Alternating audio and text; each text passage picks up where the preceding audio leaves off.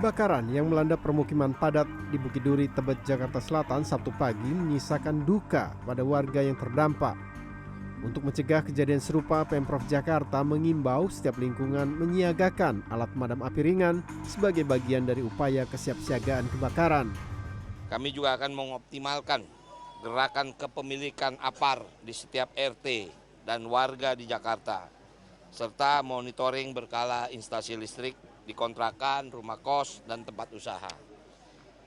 Karena pada dasarnya hampir 90% kebakaran yang terjadi di Jakarta ini diakibatkan dari korsleting listrik. Dan hampir rata-rata karena kelalaian kita, yaitu banyak listrik itu stop kontak digunakan untuk mencas sekian banyak barang dan lupa mencabutnya. Itu mengakibatkan terjadi kepanasan dan terjadi gesekan.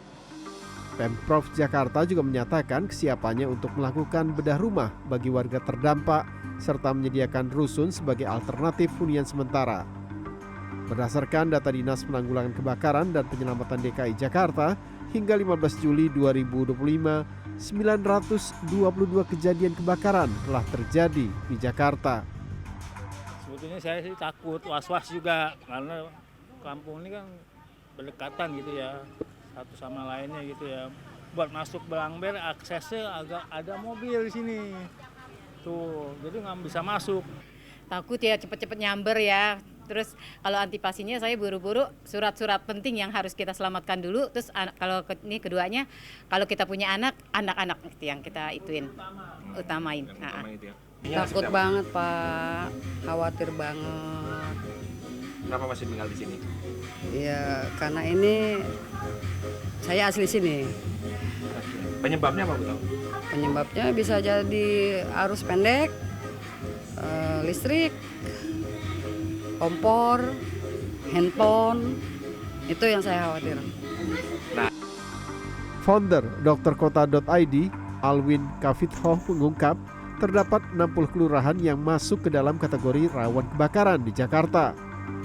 60% kebakaran yang terjadi di Jakarta tersebut disebabkan oleh konsleting listrik, 14% disebabkan ledakan tabung gas, dan 14% lainnya disebabkan oleh pembakaran sampah. Nah, apakah kebakaran itu berhubungan dengan tata kota? Jawabannya adalah sangat berhubungan. Kota-kota besar seperti Jakarta menghadapi masalah serius terkait dengan kepadatan penduduk yang tidak terkendali yang menyebabkan munculnya banyak pemukiman padat, bahkan pemukiman kumuh. Saat terjadi kebakaran di pemukiman kumuh tersebut, situasinya akan menjadi lebih parah karena disebabkan oleh sempitnya akses jalan menuju lokasi yang tidak bisa dijangkau oleh mobil pemadam kebakaran. Selain sempitnya akses jalan, juga minimnya sumber air darurat yang bisa digunakan untuk memadamkan api.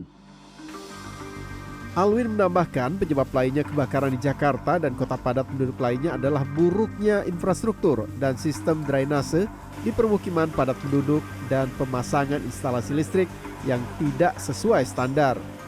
Selain itu, zonasi pemukiman yang buruk juga bisa meningkatkan risiko kebakaran karena berada di dekat industri berbahaya serta minimnya ruang terbuka hijau. Agung Happy, Maranatha, Jakarta.